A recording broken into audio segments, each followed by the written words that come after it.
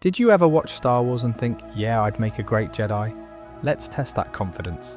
Give it a few minutes and you'll see how quickly that optimism disappears. And if you make it past breakfast, I'll be impressed. In this video, we're jumping into the lives of every major Jedi while imagining you, an absolutely regular dude, trying to last a day in their shoes.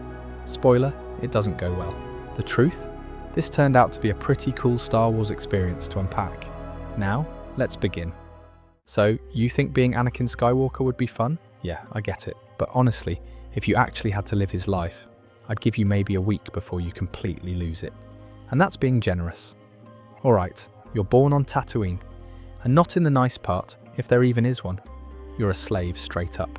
Owned by some bug-eyed junk dealer who trades parts and barely feeds you. Your idea of a day off is when the droid shop doesn't explode. You're spending your time fixing broken engines, dodging heat strokes, and trying to keep your mum safe, because she's all you've got. She's a slave too, by the way. And the worst part? Everyone acts like that's just normal. Then a group of space wizards walk into town. You're a kid and you have no idea who they are. But one of them, Qui-Gon, notices something in you.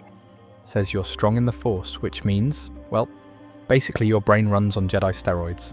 You're quick, reactive, your reflexes are ridiculous. Qui-Gon wants to take you with him, but he can't get your mum free. So it's like, come join us and leave your only parent behind. She'll be fine, probably. You win a pod race to earn your freedom, which sounds epic until you remember you're 9 years old, flying a death machine through a canyon with guys trying to murder you at 600 kilometers an hour. So, you leave, just like that. New life, new people, and you hop on a ship with strangers, get taken to Coruscant, and the Jedi Council stares at you like you're some kind of problem. Too old, too emotional, too dangerous. It's like showing up to your first day of school and the principal already wants you expelled. But Qui-Gon believes in you, and that's the only reason they let you in.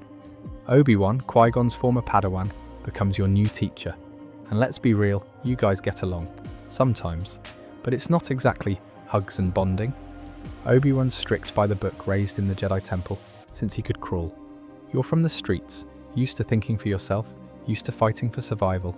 You're passionate, emotional, and all that stuff. That's pretty much the Jedi version of walking around with a do not trust sign on your forehead. They want you to be calm, detached, obedient. You're thinking about your mum every day, having dreams about her suffering. You tell the council, and they're like, yeah, don't worry about that, meditate, which is Jedi code for ignore it and hope it goes away. You go back to Tatooine years later and find your mother kidnapped by Tusken Raiders. You try to rescue her, but it's too late. She dies in your arms, and something in you snaps. You wipe out the entire camp, men, women, maybe even their pets, honestly. Now you know you're capable of something awful. Let's talk about Padme for a second. You've been obsessed with her since you were a kid. Now you're older, and she's older, and those feelings haven't gone anywhere. Jedi aren't allowed to fall in love, which sounds noble until you realize how messed up it is. You're not even supposed to care about people. You're supposed to train yourself not to feel, and somehow you're expected to do that while spending your teenage years around someone like Padme. Good luck with that. So you fall in love, you get married in secret. The Jedi Council has no idea. You're living a double life, constantly lying to the people who are supposed to guide you. Every time you kiss your wife, you're technically breaking your sacred code. It's exciting at first, but eventually it just becomes exhausting. You can't talk to anyone about it. You can't even ask for advice. You're scared all the time, not of getting caught, but of losing her. Because now, losing her would mean losing the only thing that still makes you feel human. Then the Clone Wars starts, and you get promoted from weird Padawan to War General in about 5 minutes. You're leading troops into battle, jumping out of ships, saving entire systems. And people start cheering for you. You're a hero. But instead of getting a pat on the back, the Jedi treat you like a security risk. They don't trust you, even when you're winning their war. You get a Padawan of your own, Ahsoka. She's sharp, sarcastic, and you actually bond with her. For once, you feel like you're passing something good onto someone. But then she gets framed for a bombing, and the Jedi Council throws her under the speeder before the investigation even starts. When she's finally cleared, they invite her back, and she says no, walks away. That moment messes with you big time. If they could do that to her, they could do it to you too. And now we get to the worst part. The dreams come back. This time it's Padme. You see her dying. You don't know how or when, just that it's going to happen, and nobody wants to help. You go to Yoda and ask what to do, and he gives you some cryptic advice about letting go of attachments. Real helpful when you're watching the love of your life die in your sleep every night. That's when Palpatine starts reeling you in. He's the Chancellor, he's powerful, and most importantly, he listens. He tells you you're strong, you're valuable, you deserve more respect. He becomes the only adult in your life who doesn't treat you like a ticking time bomb. He even gives you a seat on the Jedi Council. But the Council doesn't trust him either, so they tell you to spy on him. So now you're spying on the guy who's finally treating you like an equal, while hiding a marriage from the people who raised you, and trying not to fall apart in the middle of a galactic war. Then Palpatine tells you the real truth. He's a Sith Lord, the guy you were supposed to be hunting this whole time. He's been sitting next to you for years, giving you advice, pulling strings, and instead of turning him in, you freeze. Because he says he knows how to save Padme, says the dark side holds power the Jedi won't teach you, and for a second you believe him. Because why wouldn't you? Everyone else has shut you down. Palpatine's the only one who's actually offered you a solution. You try to do the right thing, you tell Mace Windu, he goes to arrest Palpatine, and you follow. But then, it all goes sideways. Palpatine fights back. Mace is about to kill him, you hesitate. Then you act, and that's the moment you lose everything. The Jedi Temple? You lead the attack, you kill the Jedi, even the kids. If you back out now, it means admitting everything you've done was pointless. You go full Darth Vader, thinking that somewhere down the line, it'll all be worth it. That somehow, saving Padme will make all of this mean something. But it doesn't. She still dies. The thing you were trying to stop happens anyway. You don't even get to say goodbye properly. Obi-Wan confronts you. You fight, because there's nothing left to talk about. And when it's over, you're lying in the dirt on Mustafar, burned, broken, screaming. That's where the suit comes in. It's not armor, it's a prison. And you're stuck in it for the rest of your life. So yeah, being Anakin Skywalker sounds cool when you look at the highlights. But live through it. You're dealing with trauma on top of trauma, emotional whiplash, zero support, and a Jedi system that basically sets you up to fail. The Force might be strong with you, but nobody teaches you what to do with all the pain that comes with it. And once you fall, nobody's reaching out a hand to pull you back. Not really. So if you're thinking about picking up that blue lightsaber and walking in his boots, I mean, you can try, but don't be surprised if the only thing you inherit is the pain. Anakin barely survived being Anakin. You wouldn't last a day. Okay, man, imagine you wake up one morning in a Jedi robe, touch your beard, and realize, hold on, I'm Obi-Wan Kenobi. Sounds cool, right? You're the Jedi everyone respects. You're calm, composed, wise, and apparently allergic to losing a lightsaber fight. But once you step into his actual life, the whole thing, you'll realize very quickly that Obi-Wan's existence is basically a long series of stressful situations covered with a polite smile. You're taken to the Jedi Temple as an infant. You don't remember your family. You don't know where you came from. That's your baseline. From day one, your entire identity becomes future Jedi. And you don't question it because you're raised in a system that expects discipline, emotional control, and constant training. Obi-Wan had talent, good instincts, sharp focus, but he wasn't the natural prodigy Anakin was. He worked for everything. Hours of lightsaber practice, philosophy lessons, self-control exercises. That's your foundation, quietly grinding while other kids are running around. And even as a kid, you're told that attachment is dangerous. That's a heavy lesson for someone who left their family at birth. It shapes how you think, how you relate to people, how you handle emotion. The discipline stays with you your whole life, even when it hurts. Being Qui-Gon Jinn's Padawan is both an honor and a headache. The guy is brilliant and compassionate, but following rules? Not his strongest hobby. He questions the council regularly, takes weird side missions, listens to prophecies, and follows the Force in the moment instead of sticking to official orders. You're the opposite. You like structure. You're responsible. You believe rules are there for a reason. So suddenly you're living with a man who treats the Jedi Code like a suggestion, and you're the Padawan trying to prevent him from getting kicked out of meetings. You learn a lot from Qui-Gon though. You learn patience, balance, and how to trust your instincts. Everything falls apart on Naboo. You fight your first Sith and watch him kill Qui-Gon. That moment changes you permanently. You lose the man who raised you, the person who taught you almost everything you know. It's grief mixed with shock.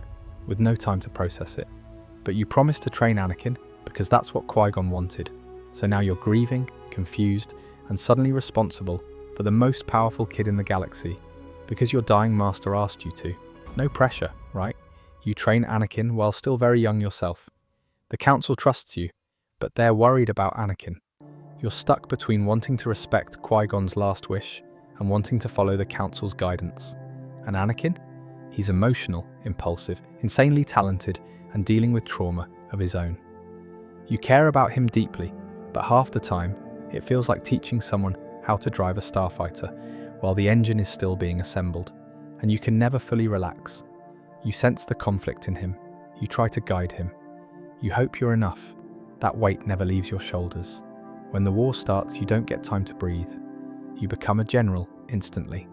The Jedi weren't trained for war, but suddenly you're commanding thousands of clone troopers, fighting battles across the galaxy, and trying to maintain your principles in a situation where peace is no longer an option. But here's the crazy part. You're good at it, too good. You're strategic, steady, reliable. Your clones respect you, not just as a general, but as a person. You treat them like individuals. You listen to them. You laugh with them. You become a symbol of the best version of the Jedi Order. But none of that means the war is easy. You lose brothers in arms. You survive assassination attempts regularly. You're constantly on the move. You're tired, stressed, and fighting an enemy you don't even understand is being controlled by the same man controlling your army. One of the most painful things you deal with is Satine Kryze, the Duchess of Mandalore. She's someone you loved, genuinely and deeply. But as a Jedi, you chose duty over attachment. You never acted on it. You never allowed yourself to commit to that life. Satine loved you too. She literally tells you she would have left everything behind if you had just said the word. That moment stays with you for the rest of your life. It's love that never happened, not because you didn't feel it, but because you convinced yourself the galaxy needed the Jedi more than you needed happiness. And then she dies in front of you, killed by Maul, the same man who killed Qui-Gon. Another person you care about, taken away while you have to stay composed. That type of pain builds up slowly, layer by layer. You always carry responsibility that isn't fully yours. Throughout the war, you keep noticing things that don't add up. The politics feel wrong. The Chancellor has too much power. The Jedi are being used. But you can't step back. You're constantly sent to another battlefield, another negotiation, another crisis. And in the middle of all of that, you still have Anakin. You still try to be a mentor, a brother, a stabilizing voice. You see the Council's distrust of him. You see how that affects him. You try to balance both sides, and it wears you down more than you admit.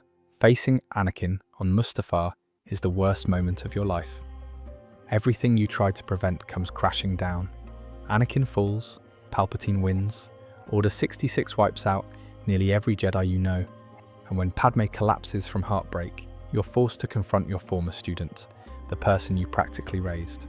The fight on Mustafar isn't triumph, it's devastation. You don't want to win, you don't want to hurt him, but you have no choice. And when it's over, when Anakin is burning and screaming at you, it breaks something inside you that never fully heals.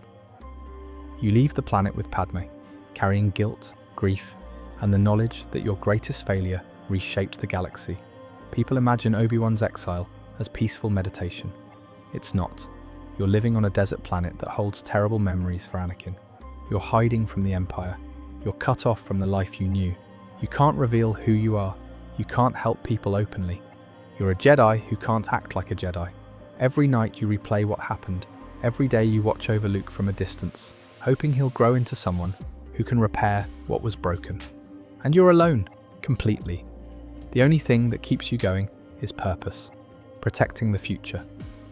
When you finally face Vader again in A New Hope, you're older, slower, worn by years of isolation. You see that the boy you trained is gone, but you also see Luke becoming what Anakin couldn't. Your final act is choosing to let Vader strike you down so that Luke can escape. It's the last sacrifice of someone who spent his entire life putting others first, and you become one with the Force. Peaceful at last, but only after decades of carrying burdens nobody would want. His entire life is built on discipline, sacrifice, and emotional restraint. He loses the people he loves. He carries guilt he didn't earn. He fights in a war he never wanted. He shoulders responsibility for a galaxy falling apart while staying calm enough to guide others. And that polite smile everyone talks about? It's the shield he uses to keep moving when everything else around him is falling apart. Alright man, imagine opening your eyes and realizing you're 2 feet tall, 900 years old, and the galaxy expects you to be the smartest person in every room. You're Yoda now, and the first thing you'd notice, you don't get a childhood, you get a timeline. Let's start with his origins, because the funny thing is, nobody knows exactly where Yoda came from, and that includes the Jedi archives. The planet, the culture, the name of his people. The only thing we know, his species is incredibly rare, incredibly force-sensitive, and ages slower than software updates on a government computer. Yoda joins the Jedi Order as a kid, gets discovered the same way many younglings do, except his species' connection to the Force is so strong that he immediately stands out. By the time he's 100, he's already a Jedi Master. Yoda isn't some instant genius. He trains hard. He studies constantly. He learns diplomacy, philosophy, lightsaber combat, and how to keep his emotions stable when dealing with other Jedi who are taller than him by 2 full meters. You learn to fight with Ataru, a form that relies on agility, flips, and movement, which suits your size. But Ataru is exhausting. Most Jedi retire from using it by middle age. You'll still be flipping around like a caffeinated frog well into your 800s. Yoda becomes a teacher early in life and never stops. He trains younglings for centuries. Literally, generations of kids rotate in and out while you stay in the same spot, teaching them how to hold training sabers and not slice off their eyebrows. This is your entire routine. You're the one who shapes the Jedi Order from the ground up. The person children meet before they even understand the Force. And you still practice what you teach. You meditate every day. You improve every day. You take mistakes personally even when they're not yours. By the time the prequels roll around, you're already centuries deep into guiding the galaxy. You've seen the old Republic rise, fall, rise again, get patched into the modern Republic, and then slowly get corrupted from the inside. And because you're Yoda, every crisis falls on your lap. Planetary tensions, Jedi disputes, political drama. Everyone wants your wisdom. Everyone wants your approval. Everyone wants guidance, and you can't escape it because your whole life has been service. You might think, at least he had help. Yeah, he did, but all roads still ended with him. For 1,000 years, the Jedi believed the Sith were extinct. Proud moment, right? Then Darth Maul shows up on Naboo in black and red face paint and dual-bladed rage. And suddenly you realize the Sith weren't gone. You don't show panic, but inside you're turning gears faster than ever. You know this is the first crack in a wall you thought was solid. You sense darkness growing, but you can't trace it. The Force feels cloudy, like someone turned the lights off, and that bothers you more than anything. You've lived long enough to trust your instincts, and something feels wrong. War breaks out, and you become a soldier against your will. When the Clone Wars start, it's the Jedi's worst-case scenario. You were meant to be peacekeepers, not generals. But the galaxy has no choice. And because you're Yoda, you don't get to hide behind a desk. You're on the front lines at Geonosis. You lead troops into battle. You lift tanks with the Force when everything goes wrong. You negotiate between systems, while blaster fire is still ringing in your ears.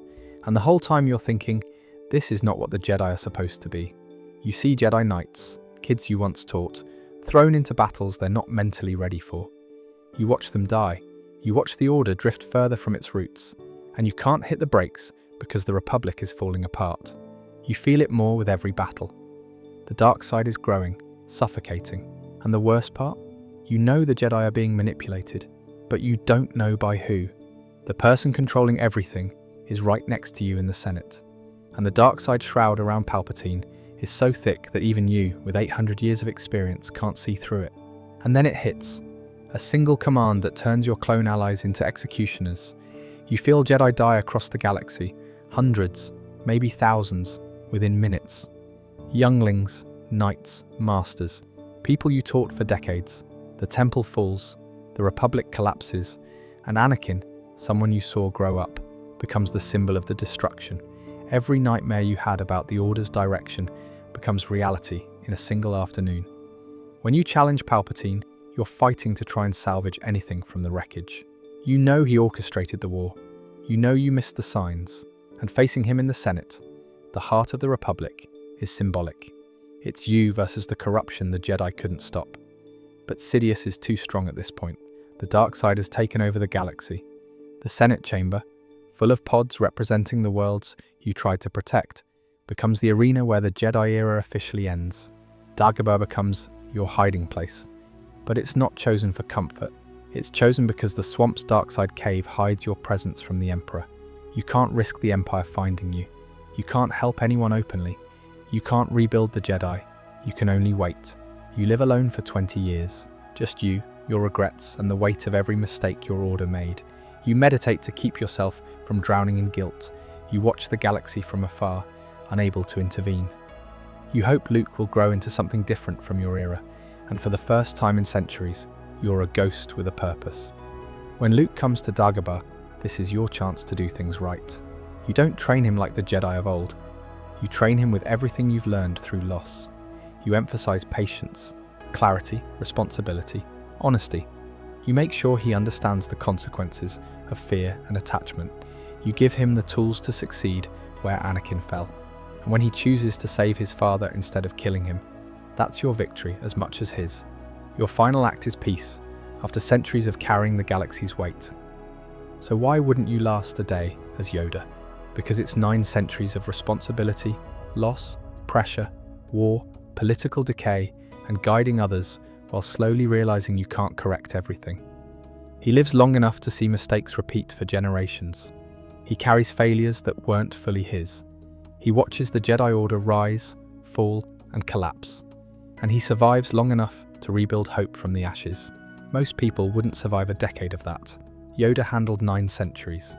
Imagine you wake up and instead of an alarm clock or a phone buzzing, it's the sound of a moisture vaporator coughing itself to death outside.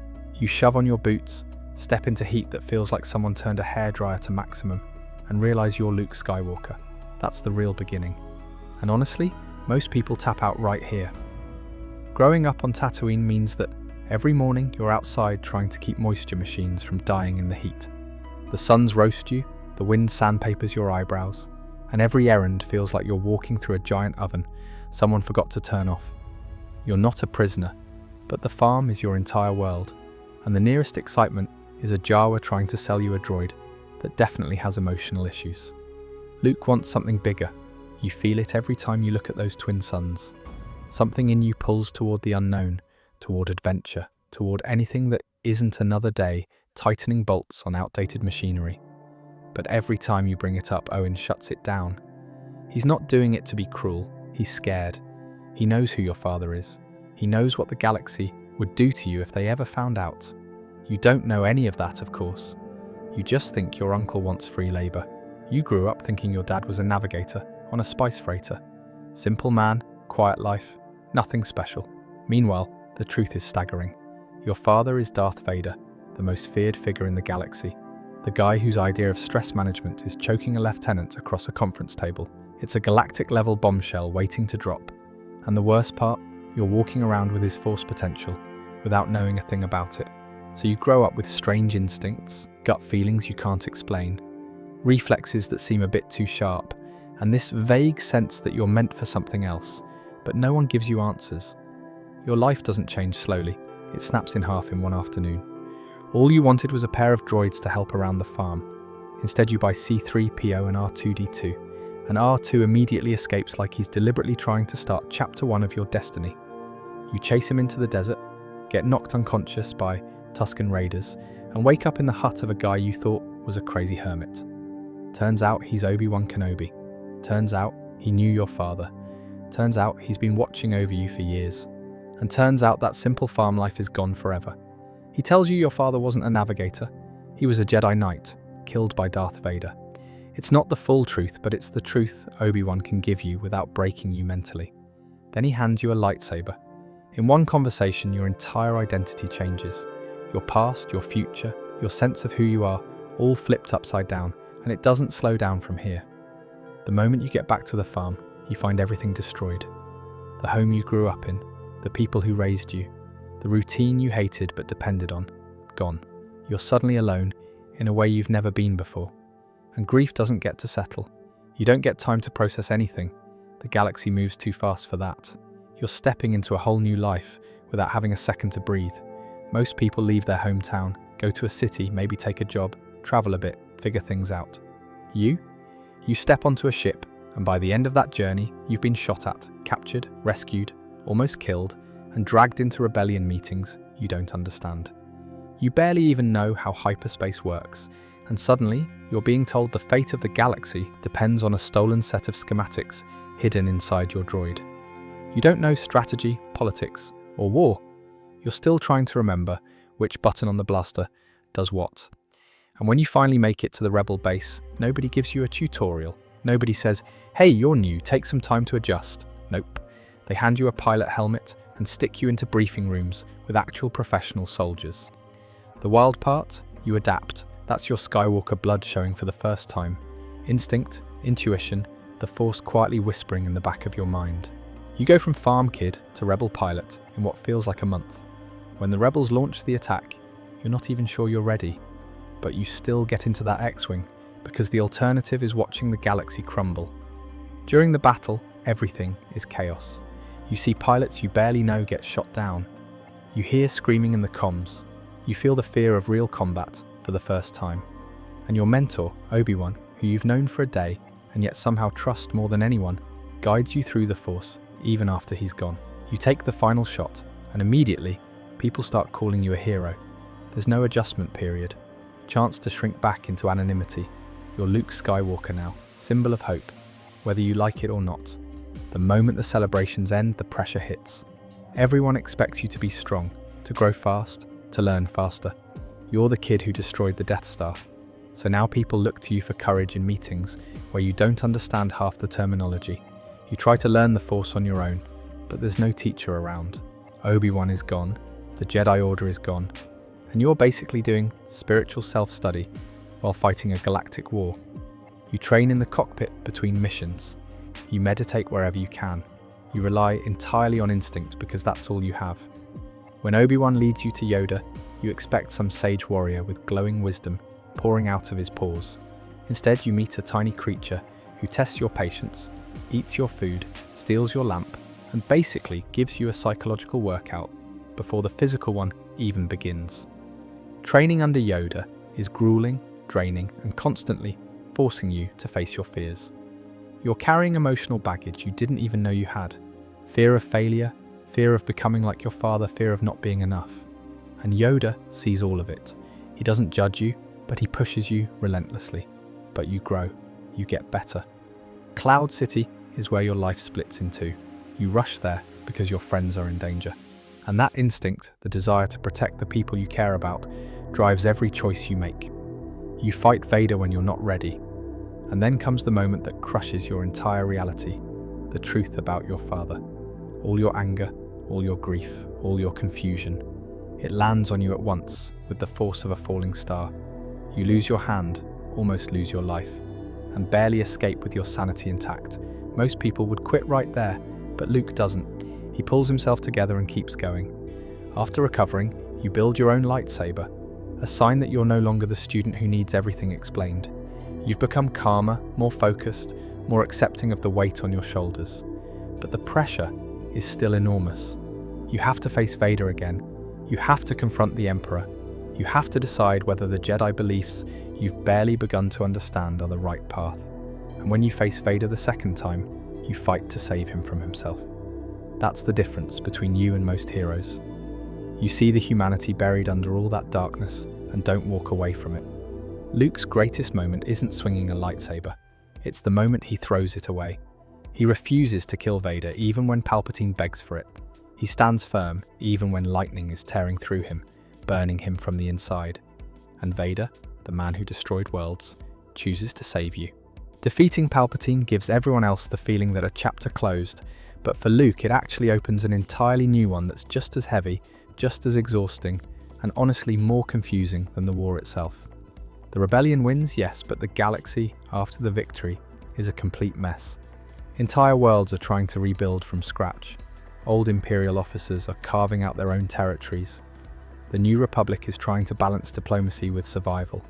And through all that chaos, you look around and realize something important. You're the only Jedi left who can do anything about the Force side of this whole situation. There's no temple to return to, no council offering advice, no archives full of answers. Everything the Jedi once relied on is gone, and if anything is going to be rebuilt, it has to start with you. So you start searching. You travel. You study ruins, artifacts, teachings, anything that survived the Purge. You take on students because the galaxy needs more than one Jedi if it's ever going to be balanced again. And suddenly you're not just a knight wandering through events. You're the foundation of an entirely new era. And the truth is, nobody trained you for that role. You're figuring things out as you go, hoping your instincts are right, hoping you're making choices future generations won't regret. Next up is Luke's sequel-era journey. And yes, I know, this is the part a handful of fans would rather delete from the franchise. The hardest part is Ben. You see so much in him, the potential to be the first great Jedi of the new generation. You pour everything into training him, but the darkness inside him grows faster than you expect. And one moment of fear, one brief instinct of what he could become, breaks the bond you spent years building. Snoke steps in at the perfect moment. The temple falls apart, your students die, and the new Jedi Order collapses before it ever really begins. And the part that destroys Luke isn't the destruction itself, it's the idea that he might have been the spark that helped ignite it. You try to do everything right, you try to avoid the mistakes of the old Jedi, and somehow you still end up standing in the ruins of something you believed in. That's the moment people underestimate. It doesn't break him because he's weak. It hits him so hard because he actually cared. When Luke disappears to Ahch-To, the whole thing feels less like a grand Jedi decision and more like a man who's finally had too much. He watched Anakin collapse. He watched Ben collapse. He watched the Jedi collapse.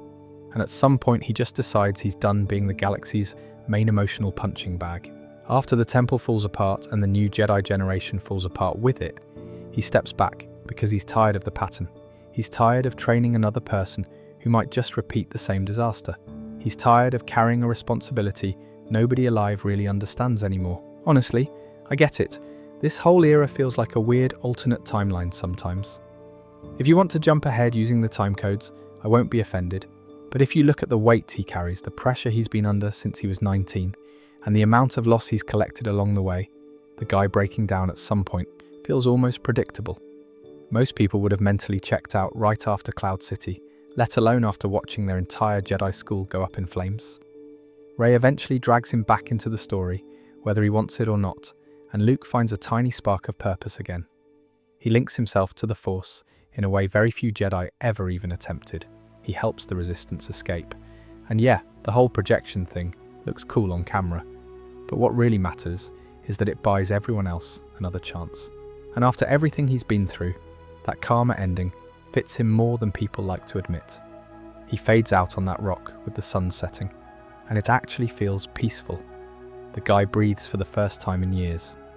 Whatever you think about the sequels, at least he gets a moment where the weight finally slides off his shoulders. You really think you'd handle all that? Most people would have quit the moment Uncle Owen said, "Fix another vaporator." Qui-Gon Jinn, the Jedi Master who somehow manages to be the most peaceful man in the room, and the one causing the Council's blood pressure to spike daily. Being Qui-Gon isn't like being Yoda with all the respect, or like being Obi-Wan with the polite reputation, or Anakin with the dramatic prophecy attached to his name. Being Qui-Gon feels more like being the one adult at a family reunion who knows everyone else is doing things wrong, but also knows arguing won't fix anything. You see the flaws, you see the cracks, you see the mistakes coming, but try getting 12 senior Jedi to admit anything might need changing. He's born on Coruscant, yeah, the giant city planet, and joins the Jedi Order the traditional way as a child. He trains under Count Dooku, back when Dooku wasn't plotting anything and was still respected as one of the wisest Jedi around. At that time, Dooku is polished, disciplined, a perfect example of Jedi formality. Qui-Gon picks up the skills, the balance, the technique, but he also grows up watching Dooku question things beneath the surface. And while Dooku eventually walks away from the Order entirely, Qui-Gon takes a different path. He stays. He believes in the Jedi, believes in the Force, believes in helping people, but he also refuses to treat the code like a math equation. The Force isn't a checklist for him. It's something alive, something that has its own intentions, something you listen to instead of ordering around. This mindset alone already makes you a headache for the Jedi Council. Every mission is the same pattern. You follow the Force instinctively, and everyone around you questions your approach. They think you're improvising, or ignoring protocol, or being stubborn. Meanwhile, you're the only one in the room who actually understands the situation from the bigger perspective. You help oppressed villages instead of focusing on politics. You protect people the Council thinks you should observe from a distance. You take risks because you feel the Force pulling you towards something. The problem? You're usually right. The bigger problem? Being right doesn't stop everyone from complaining that you don't follow their neat little guidelines. The Jedi Council respects you, but they absolutely do not trust your decision-making. You walk into meetings, and half the Masters look at you like you're about to propose something outrageous. They love your heart, sure, but your ability to ignore their instructions is legendary. They deny you a council seat because they know exactly how you think. You'd sit there for 10 minutes before telling them the code isn't flexible enough, and maybe the Order should actually talk to real people instead of living in echo chambers, which honestly is why so many fans adore Qui-Gon to this day. He's the Jedi we wish the Order followed more often. The guy who listens to the Force instead of bureaucracy. The one who actually helps people instead of filling out reports. If Qui-Gon sees a problem, he fixes it. Institutional approval can come later. One day you're sent to negotiate trade disputes, and the next thing you know, you're rescuing slaves, freeing a child, and betting your entire mission on a pod race. Is that what the Council wanted you to do? No. Is it what the Force pushed you to do?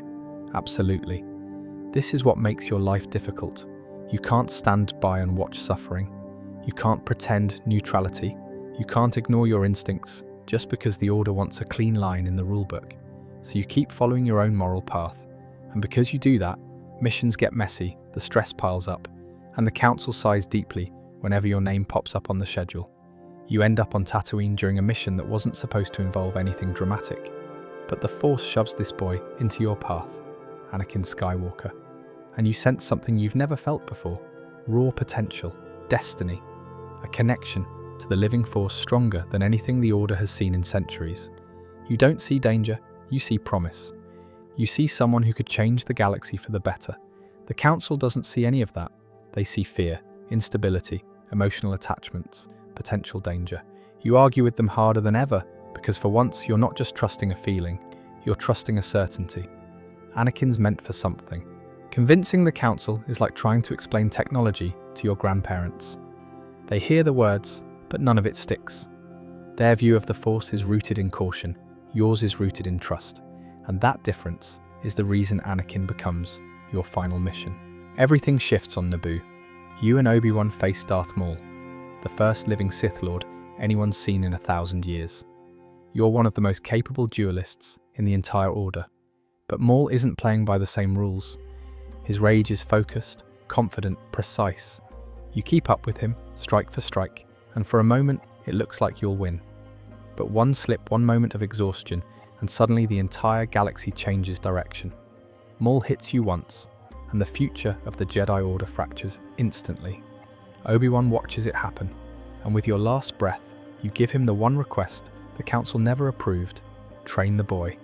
That sentence becomes the foundation of the entire Skywalker saga, and the irony is painful. The Jedi Order ignored your warnings. They ignored your perspective. They ignored your instincts. And after you're gone, every single one of them ends up facing the consequences you tried to prevent. You would think your journey ends on Naboo, but no. Yoda reaches out to you through the Force later, and suddenly you're being trained to retain consciousness after death. It's one of the most difficult spiritual tasks any Jedi has ever attempted. Most vanish into the Force permanently. Very few manage to remain aware. You don't even return to lecture the Council with an "I told you so," which you 100% earned. Instead, you guide Yoda, you guide Obi-Wan, you guide the next generation, quietly, patiently, almost anonymously. It's the kind of thankless behind-the-scenes role that defines your whole life. So why wouldn't you last a day as Qui-Gon Jinn? Because Qui-Gon's life. It's being surrounded by people who respect your mastery but ignore your insight. It's feeling the Force loudly and clearly while the entire Order acts like the volume is off. It's carrying moral responsibility heavier than your lightsaber, It's being right way too early, way too often, and watching everyone pay the price later. It's caring deeply in a system built on emotional distance. It's trying to fix a galaxy that keeps telling you to follow procedure instead. You'd get tired of the council after 2 meetings. You'd snap on the 3rd. And by the 4th, you'd be halfway to Tatooine building a hut and pretending you're retired. Qui-Gon lasts decades in that environment. He stays kind, stays compassionate, stays connected to the living force, and changes the future of the galaxy just by trusting his instincts. Most people wouldn't make it through his morning meditation. But just think about that. What if Qui-Gon survived Maul on Naboo? If that man walked out of that reactor room with just a scratch and a headache, the entire Star Wars timeline would bend into a completely different shape. For starters, Anakin grows up under Qui-Gon's wing. Not the council's, not the Order's cold instruction manual, and not the pressure of, "You're the chosen one, do something impressive." Qui-Gon never trains him to shove down every emotion like it's contraband. He would have taught him how to understand himself, how to balance the fire inside him, instead of pretending it wasn't there. Anakin doesn't grow up terrified of losing people. He grows up understanding why that fear exists and how to handle it. Qui-Gon wasn't scared of attachment. He believed compassion and connection made a Jedi stronger, not weaker. Anakin needed exactly that kind of teacher. Qui-Gon pushes back on the Council constantly. If they tried to box Anakin in with their "no, don't, avoid this, avoid that" philosophy, Qui-Gon would push the other way every single time. The guy argued with them while being polite. Now imagine him arguing for Anakin's well-being. The Jedi try to label Anakin as unstable. Qui-Gon shuts that down. They limit his training because he's too emotional. Qui-Gon reminds them that empathy is half the point of the Force. Palpatine tries to slide into Anakin's life as the friendly uncle. Qui-Gon sees that coming from orbit. And speaking of Palpatine, that's the real wild card. Palps counted on one thing: Anakin being raised by a council that didn't understand him. He needed that emotional gap. He needed that frustration. He needed that sense of being unheard. Now picture Anakin with a father figure who actually listens to him, protects him, and teaches him to think for himself. Palpatine loses half his influence right there. If Qui-Gon lives, the whole Skywalker saga shifts. The Clone Wars still happen, the Republic still rots from the inside, but Anakin doesn't walk into the Chancellor's office searching for validation. He already has someone in his corner, and with Qui-Gon in the galaxy, Obi-Wan doesn't have to juggle being Anakin's brother, father, mentor, therapist, babysitter, and crisis manager. Anakin gets 2 voices guiding him instead of 1, and both voices push him toward balance. Would Anakin fall? Hard to say. The galaxy has a habit of hitting people where it hurts. But the odds shrink dramatically. A stable Anakin changes everything. Padme probably survives. Order 66 doesn't play out the same way. The Jedi Order evolves instead of collapsing, and the dark side loses its biggest victory, all because one stubborn Jedi who listened to the Force instead of the rulebook managed to stay alive a few minutes longer. Imagine waking up in a Jedi robe, stretching your long aristocratic arms, and realizing you're Count Dooku, one of the most gifted Jedi of your entire generation.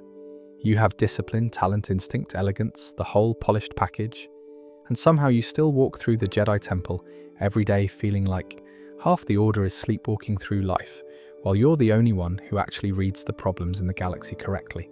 That's the Dooku experience. He's not Anakin with wild emotions, not Obi-Wan with obedient calm, not Qui-Gon with spiritual flexibility.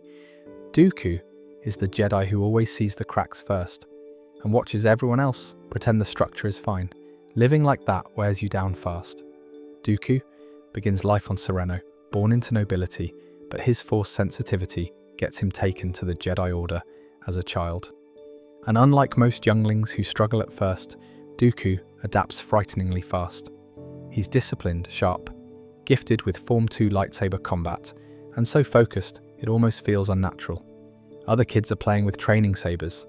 Dooku is practicing stances like he's preparing for a tournament that hasn't even been announced. The Jedi love his potential. They don't love his personality. He's too observant, too rigid, too honest. He looks at the galaxy and asks questions the Order wishes he didn't. He sees corruption. He sees political decay. He sees the Jedi Council bending to governments instead of listening to the Force. And while the council tries to teach him patience, the kid already sees the future like a warning sign. Dooku ends up training under Yoda, yes, that Yoda, and Yoda sees right through the surface layer. He sees the pride, the frustration, the sharpness, the potential to be great or dangerous depending on guidance. Dooku turns out to be one of Yoda's best students. He learns discipline, he learns control, he learns balance, but he also learns how much the Jedi avoid uncomfortable truths. That sticks with him forever. Yoda gives him wisdom, but he can't change Dooku's worldview. Some people follow the rules easily. Dooku is not one of them. Imagine being assigned to missions across the galaxy, and everywhere you look, you see governments falling apart, companies exploiting planets, politicians stealing everything that isn't welded down, and the Jedi responding to all of it with polite neutrality. Dooku's patience frays early. He sees suffering and wants change. The Council sees suffering and wants balance and calm. Nobody is wrong, but those two philosophies clash constantly. You start your day with meditation, go out to help people, and end your night listening to senators complain about taxes while planets starve. Anyone would develop trust issues after that. You rescue villagers, fight pirates, negotiate peace, and push for justice. And then you get back to the temple, where the council says you were too aggressive, or too involved, or too passionate. By this point, you start thinking maybe the Jedi don't understand how bad the galaxy has become. And honestly, they really don't. The Republic looks stable on the surface, but corruption spreads everywhere underneath. Dooku sees it clearly. Most Jedi avoid looking, and the Council has a rulebook that collapses the moment someone asks a difficult question. Dooku eventually takes his own apprentice, Qui-Gon Jinn, and Qui-Gon becomes the one person who actually understands him. Qui-Gon questions things too, but with more warmth, more openness, less sharp edges. Dooku sees a version of himself in Qui-Gon, a version that could grow into something great if the Order would just adapt a little. But the Order doesn't adapt, and Dooku sees that rigidness slowly suffocating the Jedi from the inside. Meanwhile, he watches Qui-Gon drift toward the living force, toward a more compassionate Jedi philosophy, and it makes Dooku wonder how much better the Order could be if it embraced that direction instead of fearing it. You go on missions where you uncover political corruption, only to have the Jedi shrug because it's not our place to interfere in internal affairs. You point out dangerous patterns forming across the Republic, and the Council tells you to calm down. You see dark forces gathering, but your warnings don't fit the Jedi's peaceful worldview, so they politely shelve your concerns. This is the moment most people would give up. Dooku pushes harder. He speaks up at council meetings. He challenges decisions. He breaks with tradition because tradition stops working. Eventually, the gap becomes too wide to ignore, so he leaves. A man makes a choice when he realizes staying won't fix anything, and he walks his own path because the Order refuses to walk with him. He returns to Sereno, reconnects with his heritage, studies everything the Jedi overlooked, and tries to understand the galaxy from the outside. He still cares about justice. He still cares about people. He still cares about the Force. He's not fallen, not twisted, not corrupted. He's disillusioned. And then Qui-Gon dies at the hands of a Sith, proving every warning he ever gave was ignored. That moment doesn't push him away from the Jedi. He's already gone. But it pushes him deeper into the belief that the Order has failed completely. Dooku steps into darker territory slowly. He makes compromises piece by piece, each one feeling smaller than the last, until eventually he's doing things he once would have condemned. He rationalizes everything. The Republic is broken. The Jedi are blind. Someone has to make hard choices. He convinces himself that every sacrifice leads to a better future. By the time he realizes how deep he's gone, he's too invested to pull out. Pride, fear, guilt, and loyalty all trap him in a path he originally walked with good intentions. Was he evil? He crossed lines, made choices that hurt people, and allowed himself to become a weapon for Sidious. But calling him purely evil oversimplifies the whole journey. Dooku starts as a man trying to fix the galaxy, and ends as someone who believes he has no way back. Imagine waking up and immediately feeling like the most responsible person in the entire Jedi Temple. You stretch, and you already know today's going to be another marathon of watching the galaxy fall apart, while pretending you trust the Council's decisions. Congratulations, you're Mace Windu now. Mace grows up on Harun Kal, a violent, unstable jungle world where surviving childhood already counts as an achievement. When the Jedi take him in as a child, he comes with instincts shaped by chaos. He's strong in the Force, but he also carries a deep understanding of how easily violence spreads and how quickly people break when systems fail. Most kids go from temple lessons to training drills. Mace goes from barely making it off his homeworld alive to becoming the Order's best example of discipline. He doesn't allow chaos to rule his life ever again.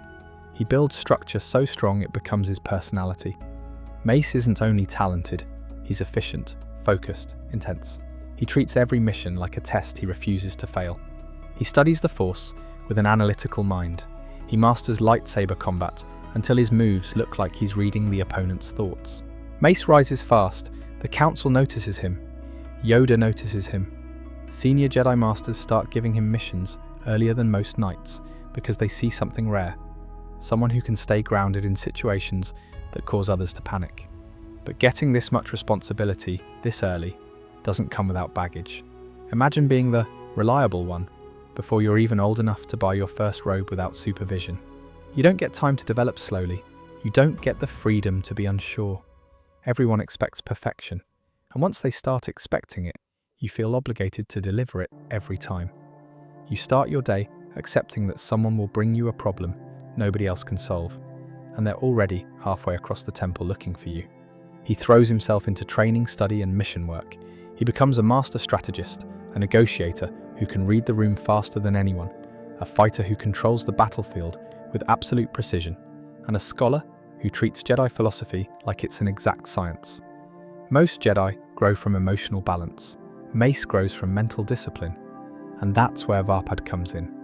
A lightsaber form, so intense and mentally demanding that most Jedi refuse to touch it.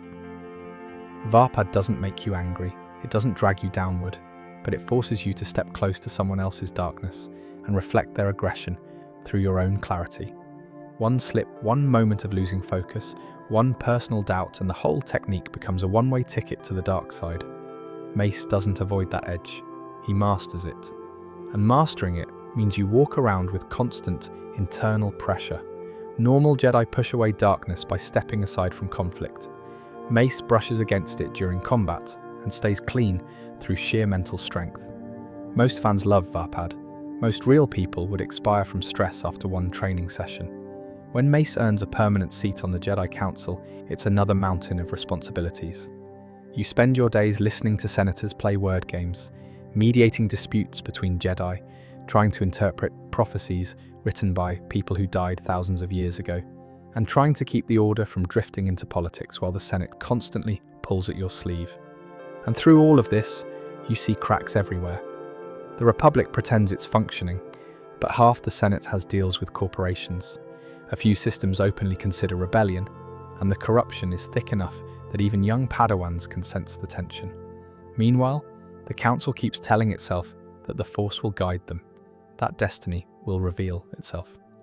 That clarity will come in time. Mace hears those speeches for years, and each time he feels something tighten in his chest. Because clarity never comes, only more chaos. Yoda carries the Jedi's wisdom, Obi-Wan carries their diplomacy, Anakin carries their potential. Mace carries their stress. He feels responsible for maintaining order, for anticipating threats, for making the decisions other Jedi avoid, for being the serious voice when the room loses direction. He's the one who tells the Jedi when the Republic is going off the rails, even when nobody wants to hear it. The guy keeps the entire Order from drifting into denial, and that burns him out piece by piece. When the Clone Wars start, Mace gets shoved into a role he never wanted: general, commander, battlefield strategist. But the galaxy collapses so fast that the Order adapts before it can even think. Mace ends up on the front lines constantly, leading troops, making snap decisions that decide the fate of entire planets, trying to keep Jedi from losing themselves in the violence. He respects the clones, he works with them closely, but each mission chips away at him. Every battle pushes him further from the Jedi ideals he built his life around. Imagine waking up every morning and knowing you might send people to their deaths that day, and then meditating in the evening like the Force expects you to pretend you're calm. That's Mace's life for years. Mace reads people extremely well, And from the second Anakin appears in the temple, he sees everything. The impatience, the attachments, the storms brewing inside him, the potential for greatness mixed with the potential for disaster. And Mace has to deal with him almost daily. He tries to guide him, but Anakin's emotions fire in 10 different directions at once, and Mace sees how dangerous that combination is in a Jedi. Not that he hates Anakin, but he understands him too well. Every interaction with Anakin is a reminder of how fragile the Jedi's future is. And Mace has to carry that knowledge while also leading the Council. After years of warnings, stress, political games, and dark side tension building under the surface, the truth finally hits. Palpatine has been the Sith Lord manipulating the galaxy. When the mask drops, Mace moves instantly because every second matters. He confronts Palpatine with full confidence in the Force and in Varpad. He gains the upper hand. He almost ends the Sith's return in one decisive moment.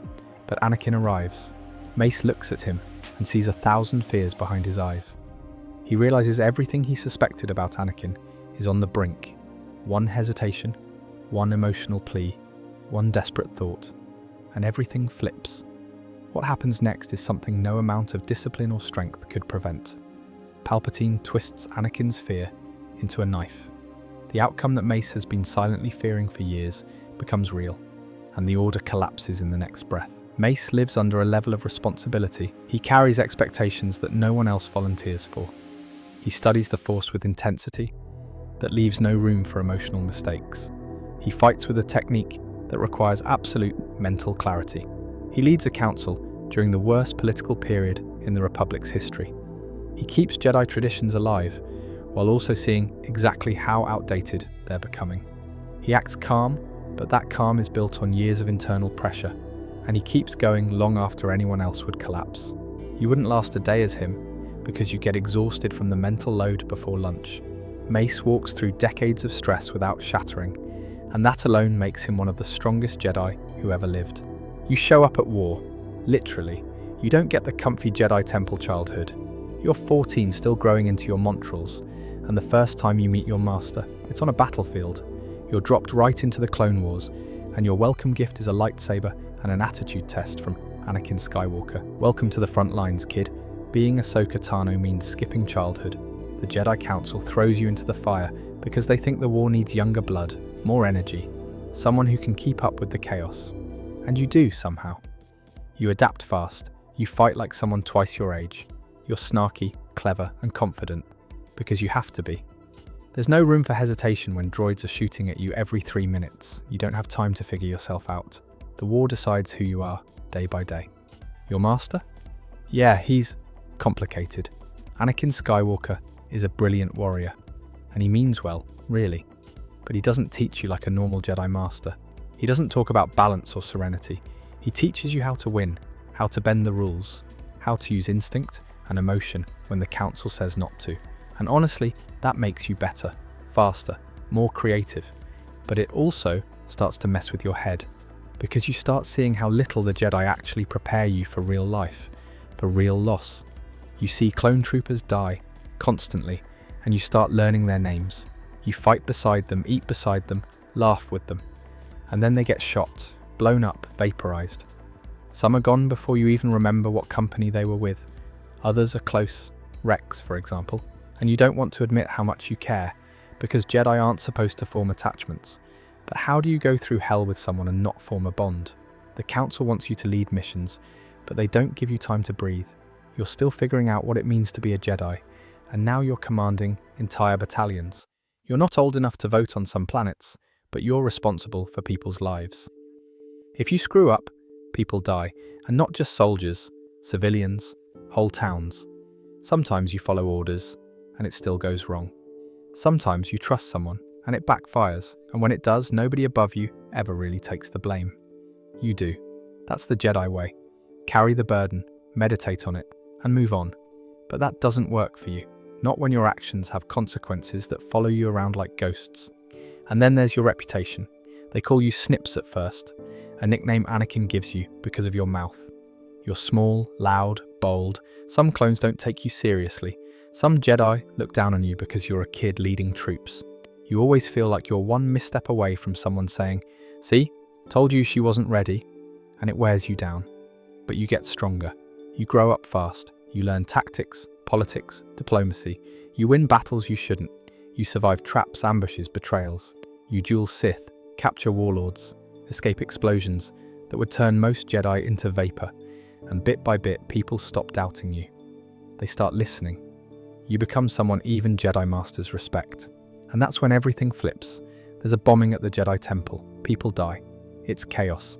And somehow, the Council turns their eyes toward you. They think you might have had something to do with it. You're shocked, confused.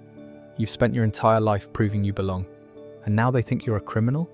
You've seen how quick the Council is to judge. You've seen how politics mess with decisions. You've seen how the Jedi have slowly shifted from peacekeepers to soldiers with legal immunity. So you hide. You search for answers. The truth comes out. The real bomber confesses. And the Jedi? They go, "Oops, our bad. Want your spot back?" Like it was just a misunderstanding. Like it didn't almost destroy you. And in that moment, something changes in you permanently. You say no. You walk away. And that's huge because no one walks away from the Jedi Order. It's a lifelong path. Even the Masters can't really imagine life outside it. But you do. You've seen what happens when people blindly follow tradition. You've seen what happens when no one's held accountable. And you're not going to let yourself be part of that anymore. Anakin watches you leave, and you can feel how much it hurts him. But he doesn't stop you. Now you're on your own, and for the first time, you're actually free.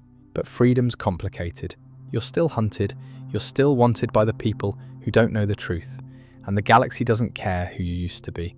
You're nobody now. You've got to hide your powers, blend in, survive. You take odd jobs, help people in secret, fix speeders, carry crates. And every time someone gets close to discovering who you are, you have to disappear again. It's lonely, it's frustrating, but it's also honest. You're finally living by your own rules, and that makes you see things more clearly. You see how the Jedi had lost touch with people, how they became generals and politicians instead of protectors. And even though it hurts to say, you realize that walking away was the right call. Eventually, the war ends, but not how anyone expected. Order 66 hits, and everything crashes. Clones, the same ones who used to salute you, follow your lead, joke with you, they turn. You bury your lightsabers, you fake your death, and you vanish. And you carry the weight of all of it. The silence of being one of the few Jedi left who didn't die or didn't turn.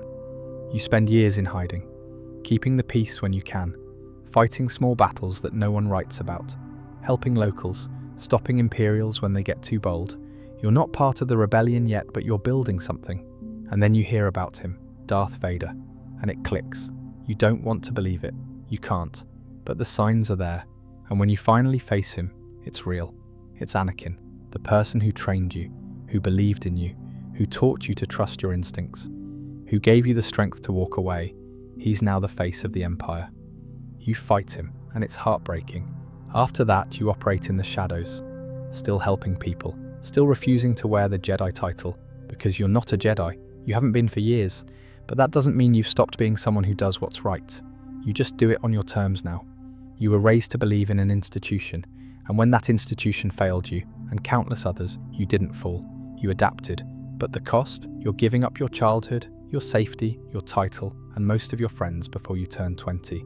And you have to rebuild who you are from scratch, in secret, while dodging stormtroopers. If that still sounds like a life you'd want, I salute you, but don't be surprised if halfway through, you're wishing you were back in a peaceful temple, drinking tea and meditating like everyone else. Too bad you never got that version. You ever meet someone who looks calm, polite, collected, and then you dig a little deeper and realize their entire life is a complicated puzzle held together by pure discipline? That's Plo Koon. The guy has the energy of a friendly uncle who fixes your hover car engine while giving life advice. But underneath all that calm, he's essentially a walking hazard warning. Before you step into his boots, you need to understand the basics. Plo Koon is a Keldor from the planet Dorin, which means his biology is extremely picky. His species can't breathe oxygen, literally cannot. Their homeworld has a completely different atmospheric mix, with helium and something called Darren gas. So the second you, a regular human, try to live as Plo Koon, your day starts with, "Hey man, where's your mask?" Because without the mask, you're done. The mask and the goggles aren't accessories, they're life support. and they need constant maintenance. Jedi Masters don't get weekends off to schedule repairs, so you're going from war zone to war zone, praying the little side valves don't clog with dust from Geonosis or ash from Felucia. And they do clog because Plo was always on the move. That's the part people forget. He wasn't chilling in the council chamber sipping blue milk. He was one of the most active battlefield generals in the Clone Wars. Jedi by day, leader of the 104th Battalion by, well, also day, because no one slept in that war. And this is where your suffering as Plo Koon really begins. Commanding the Wolf Pack sounds cool, I know that. Everyone likes Wolf. He's basically the guy who gets the job done while giving the most exhausted side eye in the galaxy. But when you're the Jedi general of a squad like that, your workload looks like the before picture in a burnout documentary. Your troops deal with the shooting and the trenches, sure, but you're dealing with that plus the moral dilemmas, the tactical decisions, negotiations, force sensory overload, and paperwork. Yes, paperwork. The Republic military loved forms. Jedi Masters spent a shocking amount of time signing things. Picture this. You wake up in a cramped gunship. You're reviewing a strategic briefing on a holopad while adjusting the filter pressure in your mask because some sand from Plo's last mission decided to sneak in. Meanwhile, Commander Wolf is telling you the landing zone might be surrounded and the separatists are jamming comms again. That's how your morning starts. You don't ease into the day. You jump straight into chaos. And Plo Koon handles it calmly, which is the thing that gets him so much respect. But you, no offense man, you'd lose your mind by lunchtime. Here's something people forget. Plo was massively force sensitive in a very subtle way, but his biggest strength was how tuned in he was to the emotions around him. He could sense fear, stress, conflict inside his men. That sounds like a great skill until you remember that the Clone Wars were pure misery.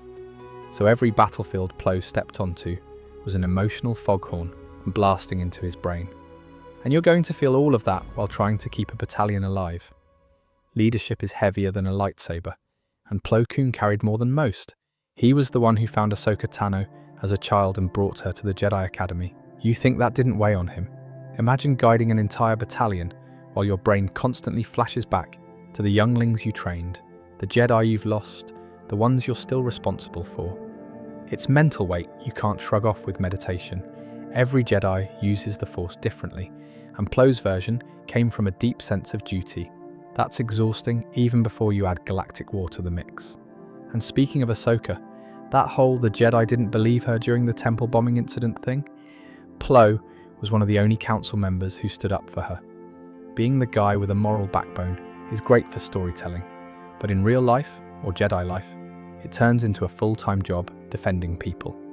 You'd be running around trying to keep everything fair in a system that barely listens. Also remember, Plo Koon flew a starfighter most of the time. Not a nice cruiser, a starfighter. A cockpit the size of a washing machine, filled with buttons that explode if you touch the wrong one. And his mask was inside that cockpit too. Imagine sweating inside a rubber seal while being shot at by droids with perfect aim. The pressure changes alone could squeeze your skull like someone grabbing a soda can. Still feeling confident about lasting a day? Alright, let's talk about how the Jedi Council treated him. He was known for doing his job, doing it well, and not complaining. Which in any workplace automatically makes you the guy who gets extra assignments because you handle things well. That's basically Plo's entire Clone Wars career. Overworked, underpraised, constantly moving. And when you're the calm one, when you're the reliable one, everyone around you relies on you even more. Troops look at you for answers. Padawans look at you for guidance. Politicians look at you for approvals. Your life turns into a line of people expecting you to fix the galaxy by dinner. Now add one of the worst parts of his biology. Plo's eyes are incredibly sensitive. He needs those goggles. So on top of worrying about breathing air, he's also worried about flash grenades, blaster recoil glare, explosions, battlefield dust, volcanic ash, and basically anything bright or sharp. The Clone Wars had all of those. Every mission is a potential trip to the optometrist from hell. And let's not forget the guy is a Force-sensitive warrior who had to wrestle internally with the Jedi Code daily. That whole no attachments policy, that hits harder when you're leading clone troopers who count on you, bond with you, and see you as family. You're not supposed to form emotional ties, yet every time one of your men falls in battle, you feel it. You sense it through the Force. That is pain you can't medicate away. Now, to make things worse, your day ends in the most cursed way possible. Order 66. Let me paint how your last minutes as Plo Koon actually feel. You're in your cockpit, flying above Cato Neimoidia. It's a regular patrol, nothing special. The war seems like it's calming down. You're thinking about your next mission, maybe wondering how Ahsoka is doing after she left the Order. Then suddenly, Wolf and the rest of your trusted pilots get an order, a coded phrase they're genetically wired to obey. You've been defending them for years, and now they're locking missiles onto your starfighter. And you sense something's off for half a second, but it's too fast to understand. You don't even get a chance to steer away. Your own squadron turns you into space dust. That's your one-day experience as Plo Koon. So unless you're prepared to maintain a life support mask 24/7, command a battalion through a galactic war, deal with the emotions of thousands through the Force, juggle the Council's politics, fly tiny starfighters while being shot at, and then get betrayed by the people who called you General. Yeah, you wouldn't last a day, because Plo Koon wasn't popular only because he looked cool. He was respected because he kept going through things that would break most people before breakfast. Alright, let's talk about Revan, the guy every RPG nerd wants to be. Jedi Knight, Sith Lord, war hero, all of it. You've probably seen the fan art. You've heard people say Revan could beat anyone. He's like the galaxy's all-time edgy overachiever. But living as Revan? Totally different experience. You were born in the Outer Rim, not exactly a stable, happy place. You didn't grow up in a Jedi nursery, surrounded by monks and floating training spheres. Your home was probably full of chaos. Crime, warlords, poverty, maybe even all of that. But you're Force sensitive. And that means at some point someone came knocking. A Jedi recruiter shows up, senses your power, and gives your family the pitch. We can take them, train them. There'll be something great. You're just a kid, but that's it. You're whisked away from home. That's the last time you see your family, if you were lucky enough to even know them in the first place. Now you're in the Jedi Order. You're tiny, confused, surrounded by rules and robes, and suddenly people expect you to be quiet, calm, obedient, which you're not. You don't fit the mold. Even as a kid, you're intense, quick to learn, quick to question. You've got a sharp mind and a sharp tongue. You're the kind of learner who figures out how to bypass lessons before the teacher finishes the sentence. People admire that, and they worry about it too. The Jedi don't know quite what to do with someone like you. You rise through the ranks fast, like suspiciously fast. The older kids start resenting you. The masters start whispering about your potential, which is Jedi speak for, this one might be a problem later. You get a master eventually. Maybe even a few, depending on which version of the story you're looking at. The most important one, Kreia. She sees your brilliance, encourages it, pushes you to think for yourself. But she also gets booted from the Order later on, mostly because the Jedi don't love when teachers let their students question everything. You take her lessons to heart anyway. That hunger for knowledge, for truth, for understanding. It never leaves you. As you grow up, the galaxy changes around you. The Mandalorians start making noise. First it's small raids, then bigger invasions, then full-blown war. Outer Rim worlds start falling. Refugees pour into Republic space. And you, now a full Jedi Knight, are watching all of this unfold from the temple. And what do the Council say? We must not rush to action. The Force will guide us.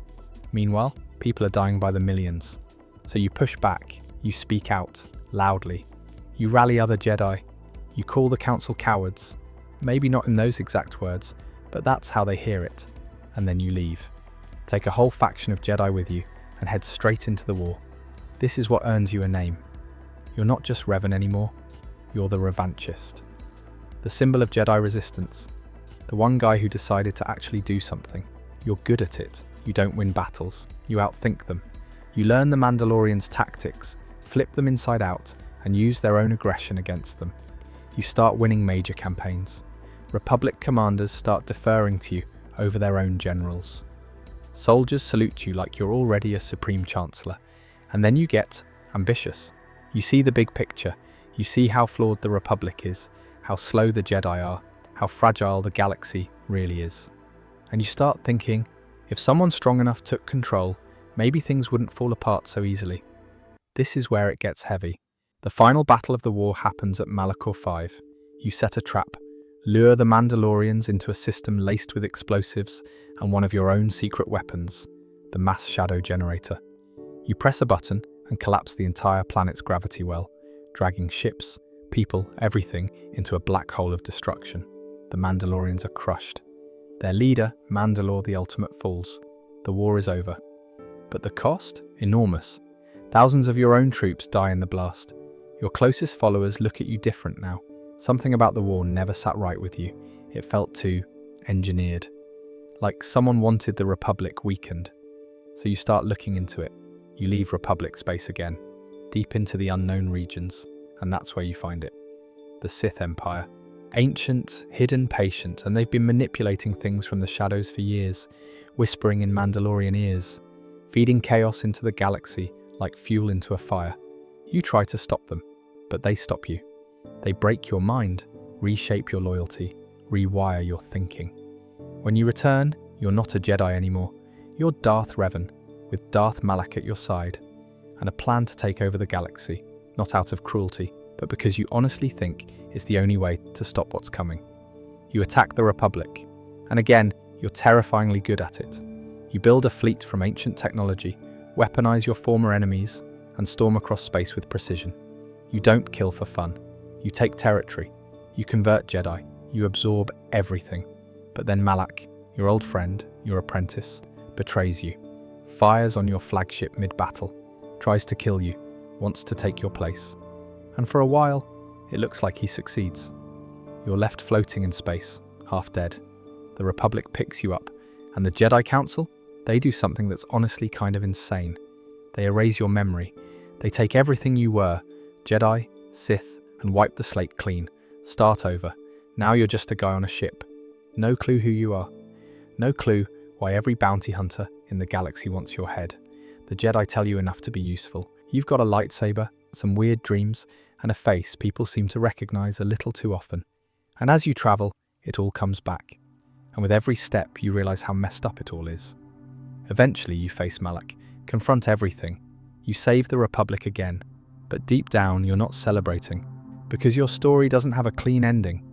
The Jedi who erased your mind still think they were right. The Republic you saved is still full of corruption. And the real Sith Empire, the one that started all of this, is still out there. So you leave, again. You tell no one. You vanish into the unknown regions, hoping to find the source and end it. And for years, no one hears from you. The Sith kept you trapped in stasis for centuries, feeding off your connection to the Force. You lived in a haze of dreams and pain. Your mind split between light and dark. Half of you wanted revenge. Half of you still wanted to save people. In the end, you die trying to do both. You don't go out in a blaze of glory. You go out as someone who tried to fix a galaxy, too broken to cooperate. And that's what living as Revan really feels like. You grow up too fast, fight wars too young, learn truths too late. And even when you try to do the right thing, you're never quite sure which version of yourself is making the call. You're not the hero people remember. You're not the villain they feared. You're something in between. A person who saw too much, carried too much, and never stopped trying, even when the galaxy didn't deserve it. Still want to wear the mask? Be my guest. But don't be surprised if, halfway through, you're not even sure who you are anymore. You ever see someone who looks smart, acts smart, carries himself like a professor, and then the more you learn about him, the more you think, man, how do you even function day to day? That's Ki-Adi-Mundi. At first glance, he seems like your typical wise Jedi Council member. Tall, calm, those fancy robes, elegant posture, the massive forehead that probably gets Wi-Fi on every planet. But once you step into his life for even a minute, the whole thing feels like you've spawned into a game on hard mode by accident. First off, being a Syrian is a full-time job. Their brains are literally doubled. 2 hearts, binary brain lobes, a skull that looks like it's trying to reach orbit. And all that hardware means 2 things for you. You overthink everything, whether you want to or not. Your head is extremely vulnerable, because if someone hits that giant cone, you're done. Imagine trying to walk through doorways all your life, worrying about whether you'll smack your forehead on the frame. And don't laugh. Syrians genuinely have to be careful. Their skulls are massive and tightly packed with neural tissue. That means you, as Ki-Adi, wake up every morning with the biological equivalent of a high-performance CPU jammed into your head. It heats up fast, it stresses easily, and when the galaxy is at war, you feel it like a pressure cooker. So already, before your boots even touch the floor, you're dealing with headaches that would make a Wookiee cry. And that's before we even mention the thing everyone forgets. Sarians have incredibly slow reproduction, and their population is tiny. Ki-Adi-Mundi didn't have multiple wives because he was some galaxy-wide playboy. It was a cultural necessity. The council literally made an exception for him because his species was dying out. Cute fun fact for viewers: for you living that life, it's paperwork, responsibility, and constant stress. You're juggling families while leading clones into firestorms. Each family has expectations, traditions, emotional needs, and the Jedi Code isn't exactly built to help you handle dinner conversations, with 5 wives and a community relying on you to literally repopulate their species. That's already exhausting before you even pick up a lightsaber. Let's talk council life. People imagine the Jedi Council as this peaceful, Zen meeting of wise beings quietly debating philosophy.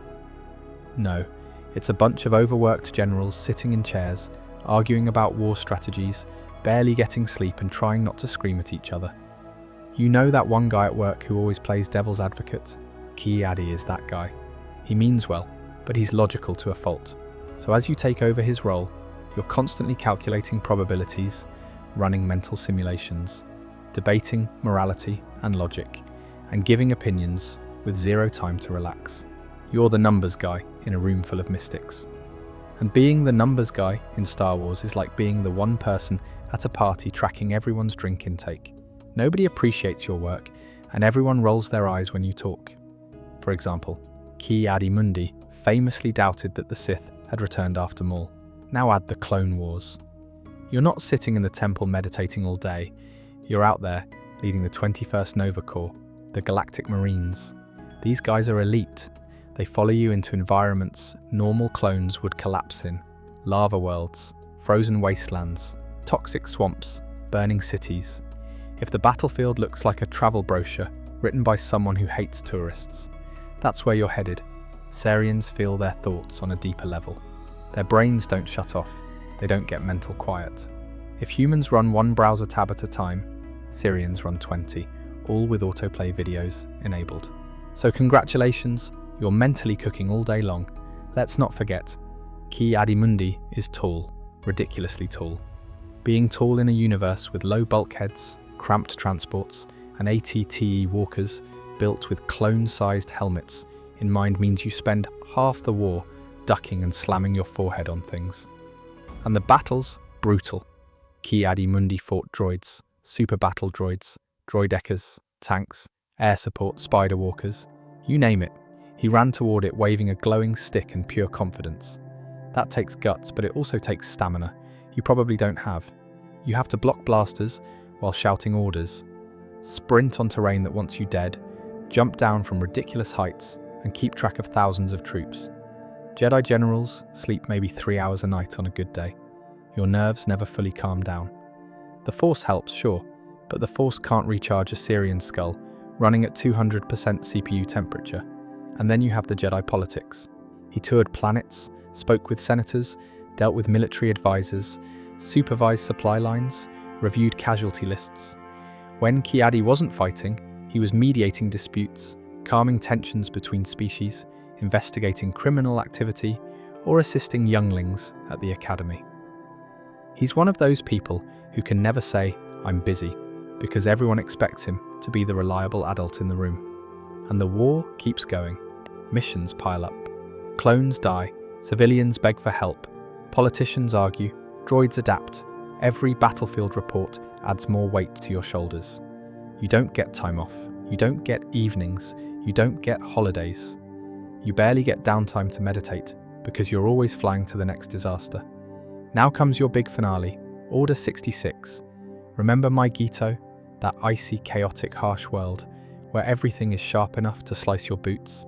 That's where Ki-Adi meets his end.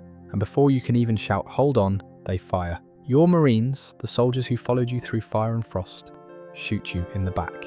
And that's it. That is the day you live through as Ki-Adi-Mundi. So, Take this whole carousel of pressure, cerebral, emotional, physical, political, and cultural. Then add betrayal at the end. You wouldn't last an afternoon. And oh, what about the droid attack on the Wookiees? Kit Fisto has one of those faces that instantly gives you good vibes. He looks like the guy who would fix your speeder for free, give you great relationship advice, and then invite you to dinner with his whole family. Meanwhile, he's also the same guy who can decapitate a battle droid underwater while smiling like he's taking a stroll on a beach. He's warm and friendly in every room, but also deadly in every battle. And that right there is where your downfall begins. Kit makes everything look easy. Your day as Kit Fisto starts with something simple, breathing. Except you're a Nautolan, which means you don't just breathe air. You process underwater environments, high humidity, dense pressure pockets, and all sorts of oceanic weirdness. Nautolan biology is built for deep water survival, not dry, stuffy Jedi temples. So the second you wake up, your body is already juggling oxygen levels like some stressed out aquarium filter. Those famous head tentacles, the head tails, the Leku-like sensory organs, they're not accessories. They're hypersensitive, emotional sensors. Nautolans can literally feel the moods of people around them. It's like having a million social cues slapped into your skull every second. Imagine walking through Coruscant rush hour with 50 species around you. Your head is pinging emotions like incoming notifications, anxiety, annoyance, anger, hunger, fear, confusion. Someone 2 streets over is stressed about a late rent payment. Someone behind you is mad at their boss. Someone across the plaza is having a terrible date. All that goes directly into your tentacles, and you're expected to meditate through it. Kit handles it with a smile. Now, the Jedi Order loves Kit because he's the perfect mix of friendly, reliable, and insanely skilled. He's one of the best underwater fighters in the entire galaxy. His lightsaber technique in aquatic environments might honestly be unmatched. But that also means the Council sends him everywhere nobody else wants to go. Swamps, sewers, underwater caves, toxic marshes, weird humid war zones with creatures that want to swallow you whole. Your day doesn't start with a council meeting. It starts with humidity so thick it feels like walking into a sauna with armor on. And you're expected to be cheerful, because that's Kit's vibe. He doesn't do the grumpy Jedi thing. He greets people like he's working customer service, while swinging a lightsaber. And here's the thing. Kit's smile is not a meme. It's a Nautolan trait. Their faces are expressive, underwater, so their muscles default to looking happy or relaxed. You'll be in a nightmare swamp fighting some giant snake-octopus hybrid, and your face will betray you by looking like you're having a nice day. Let's talk missions. Kit Fisto takes the kind of missions that break people. The Battle of Mon Cala. Picture yourself diving into deep water, pressure rising against your bones, currents ripping around you, blasters shooting green bolts that behave differently underwater, massive squid soldiers clashing with shark-faced warriors, and then giant droids stomping across the seafloor. The whole time your lungs are switching modes, your body's adjusting to pressure changes, and your tentacles are reading the emotional panic of an entire battlefield. Kit flows through it like it's a pool party. You'd panic after 5 minutes because your ears hurt. Let's talk about how Nautolans handle pressure. Deep water pressure can literally kill humans. Nautolans evolved for it. Their skin, their lungs, their nervous systems, everything is adapted for depth. But being in Kit's body doesn't magically give you his comfort level. You still need experience using those adaptations. You need training, years of it. If you jump straight into his life, you'll feel his biology working overtime, and you'll be completely overwhelmed. Even out of water, you're not safe. Kit Fisto specialized in missions involving environmental hazards. Poison, humidity, toxic air, weird climates. He always got the weird assignments. Other Jedi get sent to negotiate. You get sent to planet smells like death, but please save the locals. You want a real problem? Kit's tentacles aren't covered by armor. They're exposed, they're fragile. Every time you fight, you're risking sensory overload or literal physical injury. A blaster hit to the tentacles, it's like frying your emotional reception antennas. That would shut down your ability to sense people's intentions. It's basically like losing one of your main Jedi advantages. You'd lose that within 48 hours. Let's talk about something viewers rarely think about. Nautolan metabolism. These guys have fast-reacting muscles underwater. But on land, those same muscles burn energy like crazy. Kit's diet needs to keep up with his biology.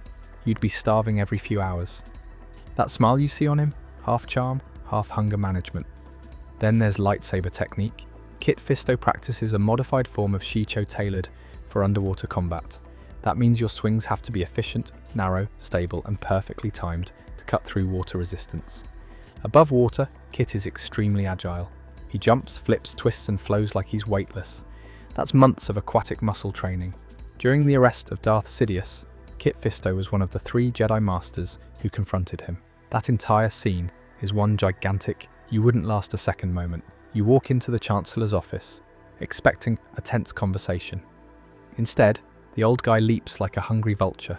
His first strike kills 2 Masters instantly. You last about 3 seconds. Even before that moment, you'd be exhausted from decades of underwater missions, emotional overload, humidity shifts, and constant political pressure. Well, Kit fought well, if we can say that, but Sidious was simply built different. He survived 3 frames longer than the other 2, which in that scene basically qualifies him for a Lifetime Achievement Award. Living one day in Kanan's shoes means juggling trauma, improvisation, guilt, responsibility, and the worst case of I didn't sign up for this you'll ever feel. And somehow you're supposed to stay calm and teach a teenager not to blow himself up with a lightsaber. Your suffering begins before your day even starts. Because you don't wake up as Kanan. You wake up as Caleb Dume, one of the last Padawans trained in the Jedi Temple before everything fell apart. Caleb grows up under Deepa Billaba, thoughtful, disciplined, incredibly skilled. Someone who sees potential in you even when you don't see it yourself. She isn't just a teacher, she becomes the center of your world. And if you're going to be Kanan for a day, you have to carry the weight of how her story ends. Order 66 isn't a distant historical event for you. It's a personal apocalypse. You're a kid surrounded by clones you trust. People who've eaten with you, trained with you, joked with you. Then in a single moment, something inside them flips, and that loyalty turns into blaster fire. Depa pushes you away, takes the full brunt of the assault, and gives her life so yours can continue. You run because she tells you to, and every step feels like betrayal, even though it's your only option. That's the foundation of your life as Kanan. Running from something you didn't understand, surviving because someone else died for you, and feeling like you didn't deserve any of it. Most people would break right there. You don't, but it changes you into someone who treats every moment with a casual shrug. Because once you've lost your entire identity, nothing else feels stable enough to get emotional about. When the Order collapses, the galaxy doesn't offer you a warm blanket and therapy. It offers you odd jobs, cheap food, and nights spent on bunk beds in freighters full of smugglers. You shave your Padawan braid, take a new name, and bury Caleb so deep inside yourself that even you forget he was real sometimes. From now on, you're Kanan, the guy who pretends to be a little too cool for the Force, a little too smart for authority, and a little too relaxed to care. Most of it is a mask to hide the fact that you're barely keeping your head above water. A Jedi's greatest strength, the Force, becomes something you avoid. Using it is dangerous. Inquisitors track it. The Empire studies it, so you suppress it the same way someone suppresses their instincts after burnout. You try to live like a normal guy. You learn to shoot instead of relying on a lightsaber. You drink cheap caf, get paid under the table, and keep your head down because one wrong moment ends with an Inquisitor dragging you back to Coruscant in a coffin. Imagine what that does to your nerves. Every time the Force tries to guide you, you smack it down like it's a bad habit. That alone would break you. But the galaxy has a sense of humor, so you eventually end up with the Ghost Crew. Hera Syndulla, Sabine Wren, Zeb Orrelios, and Chopper, the crankiest droid ever manufactured. These 4 operate like a family of chaotic siblings living in a ship that should honestly have been retired decades ago. They're freedom fighters, smugglers, saboteurs, and sometimes babysitters for each other's stupidity. And they immediately can sense something about you. Hera especially. She's intuitive, calm, smart. She sees through your whole "I'm just a guy with a blaster" act like it's transparent film. Over time, she nudges you closer to who you used to be. It isn't a lecture or some big spiritual moment. She just trusts you enough that you start trusting yourself again. And that trust becomes the anchor that slowly pulls Kanan back toward the Force. That's where your day really begins. the moment you stop running and start facing who you actually are. When Ezra Bridger stumbles onto the Ghost, he's a kid who's basically a street version of young you, stubborn, reckless, sarcastic, and hiding loneliness under layers of attitude. You take one look at him and immediately feel the Jedi instincts you've suppressed for years wake up. There's something in him, something you recognize, something strong, and that terrifies you. Training Ezra doesn't start with wisdom and deep philosophy. It starts with you trying not to repeat every mistake you think you made as a Padawan. Part of you feels unworthy, another part feels unprepared, and deep down, you're worried that teaching him could lead him into the same disaster you survived. So you overcompensate by being blunt, sarcastic, and constantly reminding him that you're figuring this out on the fly. Teaching a Padawan, when you never finished your own training, is like trying to repair a starship engine using a recipe book. You're improvising every step. You're mixing old Jedi discipline with your own weird life experience, and the whole time there's the pressure of being responsible for someone else's development. You're not only a mentor, you're a parental figure, and that has its own weight. While you're juggling this new role, the Empire keeps getting stronger. There's no hiding anymore. Once the Ghost Crew starts hitting Imperial convoys, freeing prisoners, and sabotaging supply lines, all the quiet jobs and peaceful backrooms vanish. Inquisitors show up, and suddenly you're face to face with the exact nightmare you've been avoiding for a decade. The Grand Inquisitor is trained to hunt Jedi. He's precise, fast, intimidating, and absolutely focused on breaking you emotionally as much as physically. When you fight him, it's not a clean duel. It's messy, improvisational, full of moments where your hands shake because you're balancing fear, responsibility, and a deeply buried sense of failure. Ezra's standing behind you most of the time, relying on you to be the adult in the room when you feel like you're still 14 inside. That's the exhausting part of being Kanan. You're always acting braver than you feel, because someone else needs you to be steady. You keep going. You still train Ezra.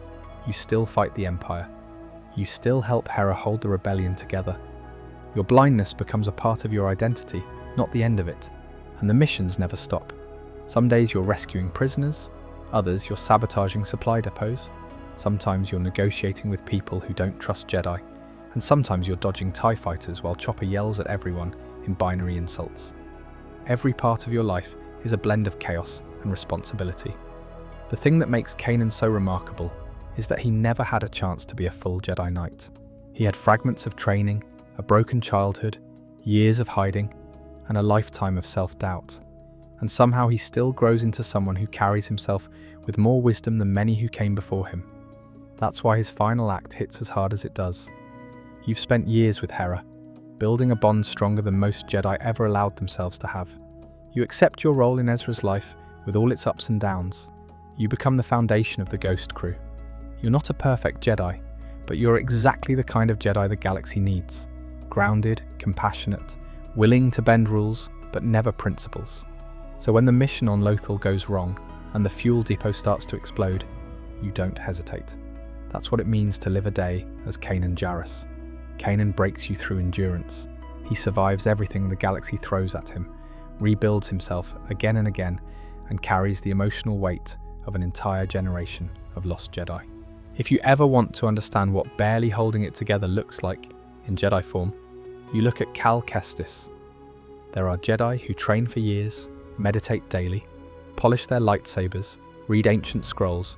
Then there's Cal, the guy who seems like he showed up to the galaxy with nothing but trauma, a poncho collection, and a tiny droid who acts like his life coach. People see him and think, oh, he's young, athletic, kind of goofy, uses the Force, has a cute robot. I could do that. Brother, you would die on Bracca before you even clock in. Let's start with the beginning. You're a kid, a literal teenager, training under Jaro Tapal, a massive Lazat Jedi who treats you like a future general, not a baby Padawan. He's preparing you for a galaxy at war. He's doing everything right. And then Order 66 hits, and your entire worldview explodes in one hallway. Blasters fire. Jaro pushes you behind him again and again. He takes hits meant for you. He forces you to run. And the last thing he gives you is guilt. Not intentionally, but it stays with you for the rest of your life. That's the moment you stop being a Padawan and start being someone who carries a trauma backpack, so heavy it should count as a separate companion. And you don't go to some peaceful planet to heal. You get shipped off, mentally and emotionally, to Bracca, the galaxy's worst workplace. Bracca is the kind of job where HR doesn't exist, and if it did, it would just send you a pamphlet with good luck printed on it. You get up every day surrounded by the soothing ambience of welding sparks, collapsing star destroyers, and people yelling your name across a scrapyard like it's a competitive sport. It rains constantly, everything is slippery, and the boss treats safety regulations like optional decoration. Now here's where Cal's problems become funny in a sad way. The Force is still in you, but you treat it like a bad habit. You suppress it. The whole time, your nervous system is begging to act like a Jedi, and you keep pushing it back down like you're trying to hide a superpower in front of airport security. You use the Force to save Prauf, and suddenly you're speedrunning your first chase sequence, sprinting on train roofs in a storm, sliding down metal ramps like they were greased with cooking oil.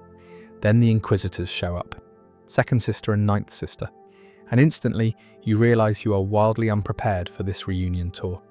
You have a rusty lightsaber and years of suppressed training that's about as stable as a cheap ladder. Luckily, Seer and Grease pull you out of this disaster, and now you're part of the Mantis crew, which is basically the Star Wars version of a weird Airbnb on wheels. Grease cooks meals like their punishment. Seer has enough trauma to fill 12 holocrons, and you're stuck trying to act normal while the Force slowly wakes up inside you. The Mantis becomes your home. Then BD-1 joins you, and let's be honest, BD-1 is the only reason Cal hasn't died 20 times.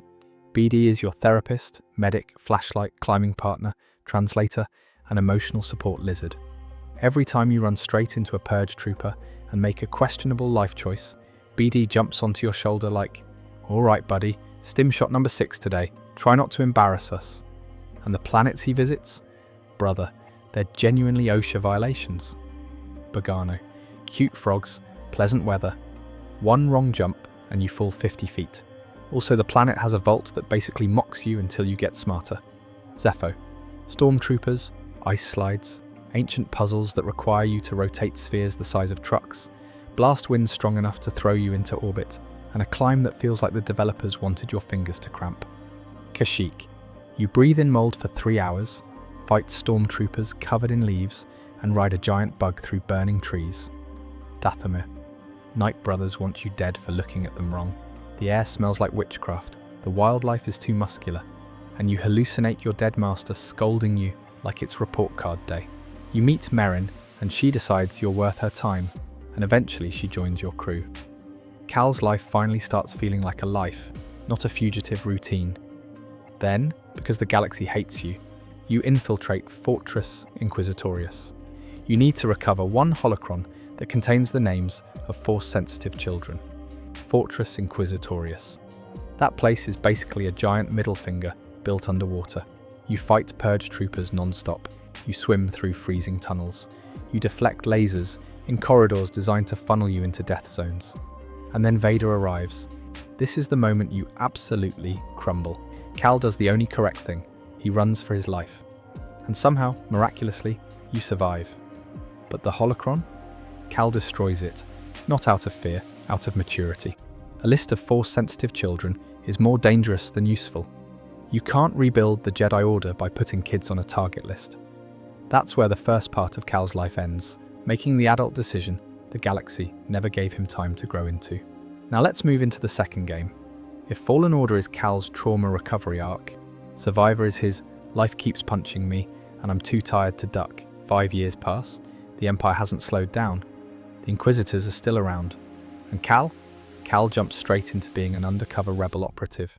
He infiltrates Imperial bases, rescues prisoners, steals intel. He's older, stronger, wiser, but also more exhausted, more worn down, and carrying even more responsibility than before. Then he meets Bode. At first, Bode feels like the friend Cal never had. They fight together, joke together, rely on each other. But the galaxy loves betrayal arcs, and Cal learns the hard way that trust is expensive. Bode becomes one of Cal's biggest emotional blows. You let him into your crew. You trust him with your life. You believe in him. And then he betrays everything. Himself, you, the Jedi legacy. Because his fear for his daughter overrides every moral he's ever had. Facing Bode It's fighting someone you cared about, someone who understood you, someone who mirrors what you could have become if you let your trauma and fear rule you. Cal wins physically, but emotionally, he takes another scar. Now layer that with Tanalorr, the collective pain of the High Republic survivors, the weight of responsibility, and the constant pressure of being one of the last Jedi in a galaxy that doesn't want them. Through all this, Cal adapts. He grows. He learns new ways to fight. He connects with people more deeply. He stops seeing himself as a half-trained Padawan and finally steps into adulthood. You think you could last a day? Brother, you'd fall off the first Zepho zipline and BD-1 would just give you the disappointed beep. Cal's life is a mix of trauma recovery, impossible odds, non-stop physical danger, emotional hits, weird puzzles, forced wall running, unexpected climbing sections, boss fights with no checkpoint nearby, and more sliding than a Winter Olympics event. The funny thing about Grogu is that he isn't actually a Jedi, but he was a Padawan in all the important ways. He trained in the temple, he learned from actual Jedi masters, and above everything else, he somehow crawled out of the worst day in Jedi history when almost nobody else did. And on top of that, he's from Yoda's species, which alone puts him under enough pressure to fill 10 therapy sessions a week. Imagine yourself waking up inside that little green body. You're basically a toddler, 50 years old, and still can't handle solid food without supervision. The galaxy looks huge, loud, and full of creatures who want to either hug you, sell you, or shoot you, sometimes all in the same day. And the worst part, you barely understand what's going on because your brain is still making sense of language, emotions, the Force, everything. You're a powerful, Force-sensitive toddler in the middle of galactic events you never asked to be part of. Now let's take you back, way back before the whole traveling with Din thing, back to when you lived in the Jedi Temple. Because yeah, in case the internet memes confused you, Grogu didn't start his life as a little floating baby prize for bounty hunters. He grew up in the most famous daycare in the galaxy, the Jedi Order. Picture the temple through Grogu's eyes. You're tiny, everyone around you is a skyscraper. The temple halls stretch forever. Other younglings pick up training sabers. You can barely grab one without dropping it. Meanwhile, instructors try to teach balance, focus, meditation, and discipline. And you're sitting there thinking about snacks. But the Jedi teach you anyway, because you're powerful. You're from the same species as Yoda, the same species as Yaddle, both absolute monsters in the Force. The Jedi don't say it out loud, but they look at you like you're a long-term investment. If you grow up normally, you're going to be insanely powerful. So even as a toddler, you're treated with more care than your average student. And then comes the day everything changes. You know the one, the Order 66 nightmare. You're just a baby being swept into a tornado of violence, and the only thing you feel heavy and clear is fear. Most Jedi die that day. Masters you knew, younglings older than you, entire lineages wiped out in minutes, and somehow someone picks you up and runs. So now you're escaping the temple. You're small, you don't know who's protecting you, you don't know where you're going. That's already enough reason you wouldn't last a day as Grogu. Grogu grew up under strict training and survived the most traumatic mass killing of Force sensitives in history as a toddler. And that's just the intro. After the temple escape, you spend decades hidden away. You don't grow physically, so even after all that time, you're still a baby by your species' standards. But mentally, you carry 50 years of memories layered on top of each other. For years, you're passed from one caretaker to another, like some weird galactic secret nobody fully understands. You don't talk, you barely communicate. Most people probably think you're some strange creature with cute ears, not realizing you were trained by Jedi Masters and watched your whole order burn. Then one day the galaxy flips again. A Mandalorian walks into your life. Din Djarin, a guy built like a fridge and emotionally running on empty. And suddenly, your quiet, hiding life becomes a full-on action movie. Imagine being Grogu for those first few days with Din. You're locked in a floating cradle in the middle of nowhere. Then this metal guy storms in, kills everyone who owns you, takes you, and decides, yeah, I guess he's mine now. And strangely, it's the best thing that ever happens to you. But even then, your life isn't calm. You're running from the Empire.